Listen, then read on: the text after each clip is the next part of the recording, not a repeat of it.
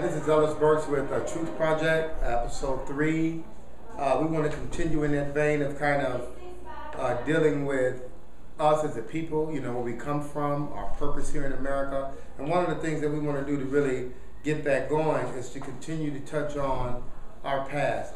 I want to continue to deal with us in the sense of us understanding that we actually come from West Africa, and I do want to continue to paint a better picture of where we came from and what was kind of taking place at that particular time. And so let's try to get back there and understand that in Africa, from 1590, let's say, to 1690, 100 years, you understand that there was an empire that was called the Songhai Empire.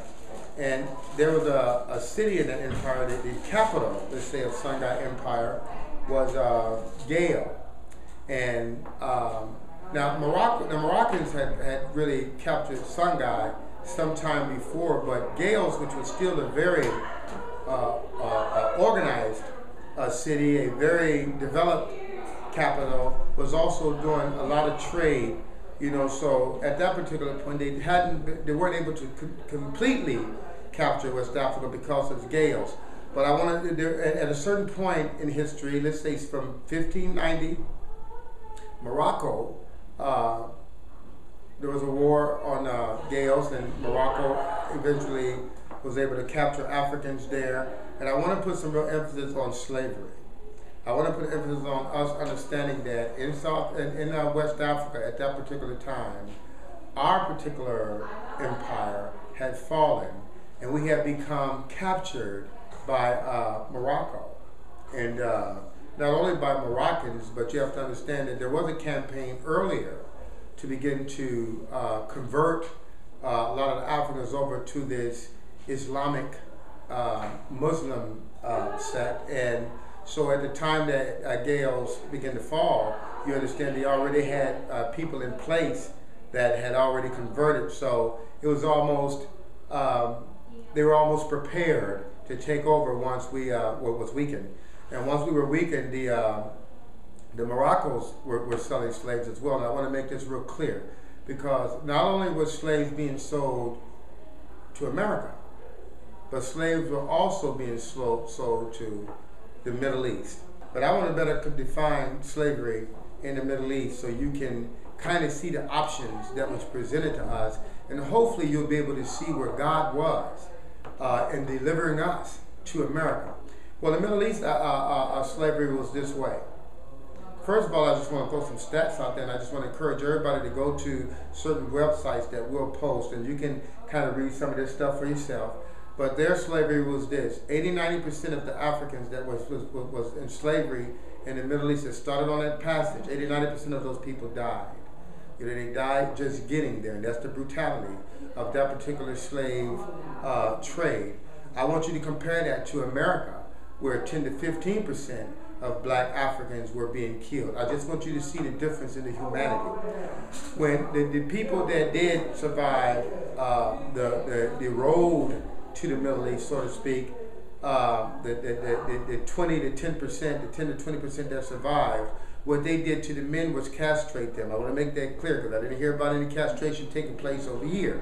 But I do know that they castrated every man, and they made them eunuchs, because they believed that way these people would only serve them. Either they served them in their fields working, or they would serve them in their army, which is an absolute amazing thing. I want you to know the women, of course, are women who were being captured, and the Middle East had an appetite, more of an appetite for women than they did for men. Well, those women, first of all, most of them weren't able to survive the transportation, the transition from Africa to the Middle East. But those that did survive, they were either domestic, they would use them for to be in their harem for prostitution, or they were concubines. This is where they used them.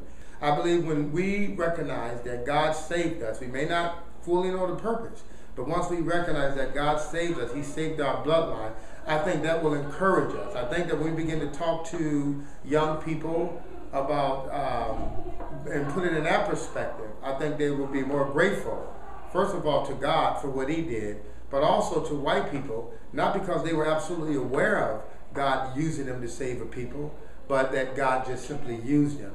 I think we have to appreciate every tool, every vehicle that God used to get us here as a people. Now, one of the things I want to also deal with that is this, that when we were on that slave ship, that black people weren't the only things, the only beings that was on that ship being transported. The spirit of Islam was being transported as well. And I think when you look at black people in America today, I think that you can still see that same spirit of Islam, and especially in our religion. You know, when you look at how the church seems to elevate men to this great height, you know, almost to the point that we feel we're blessed through them. I just want to say, I believe that's the spirit of Islam. I believe that's a spirit that came over from Africa with us, and because our path, our history was somewhat cut off, and we begin to displace our anger and our bitterness as far as towards white America, I think the devil went unscathed. I think that because he was able to redirect our focus to a people, I think that he himself was able to continue to have us to walk in the same kinds of darkness that we walked in Africa. I also believe that's one of the things that God was delivering us from.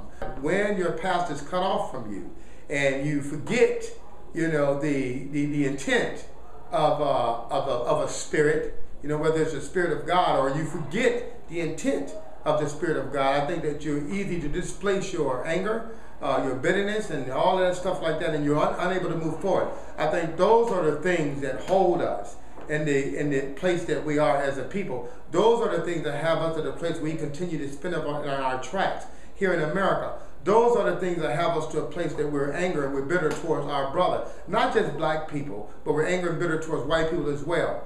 When you don't understand purpose, I believe that you'll destructively or unknowingly destroy the very thing that God, you know, used to bring you to a place of being even a greater people. And I think that's what happened to us as a people. I think that we were being delivered from the spirit of Islam. I want you guys to really recognize the spirit of Islam. And when I talk about the Middle East, that's what I'm talking about. I'm not talking about a people. You understand? I'm talking about a spirit. I also want to propose before we leave that when you look at the church today, what you do see is almost a tribal spirit where we're elevating man to this great height, and we're thinking that our blessings come through him. I want to tell, or to them, I want to tell you guys that this is not real. It's not the way God deals with things. I want you to know that God is always interested in a people, not just a man. If that was the case, he would have saved Moses and let it be like that. But he was interested in the children of Israel, as well as he's interested in every one of us as a people. A Truth Project is here. We're going to be trying to introduce you to some truth that might inspire you to begin to seek the Lord for yourself, and also begin to dig into your future and find out where we came from as a people and God's purpose for our life. Again, this is Ellis Burks with A Truth Project, signing off. Thanks a lot for listening, and stay in touch. Peace.